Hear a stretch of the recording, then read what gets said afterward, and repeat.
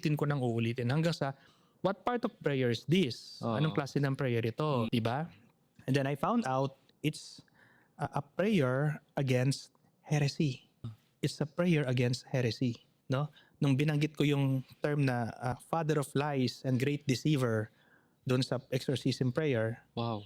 doon siya naghiyaw-hiyaw, sumigaw ng malakas. Inulit ko yon.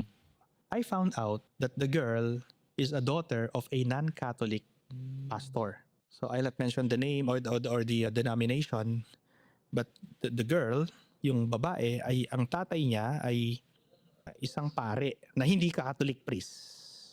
Hindi Catholic priest. Not Roman Catholic.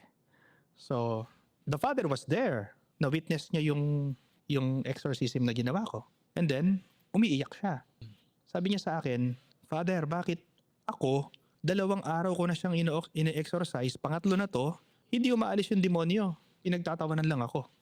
Tumawag pa ako ng isang pari na non-Catholic din.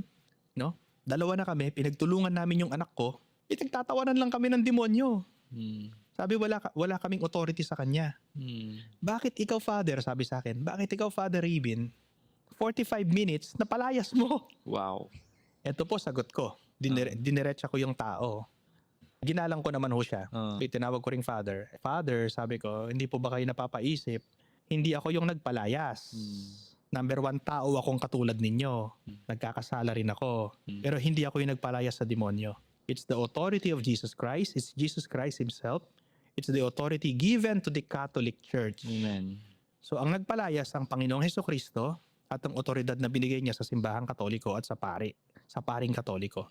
Hindi po ba kayo napapaisip? Sabi ko sa kanya, hindi sumagot. Umiiyak pa rin. Sabi niya,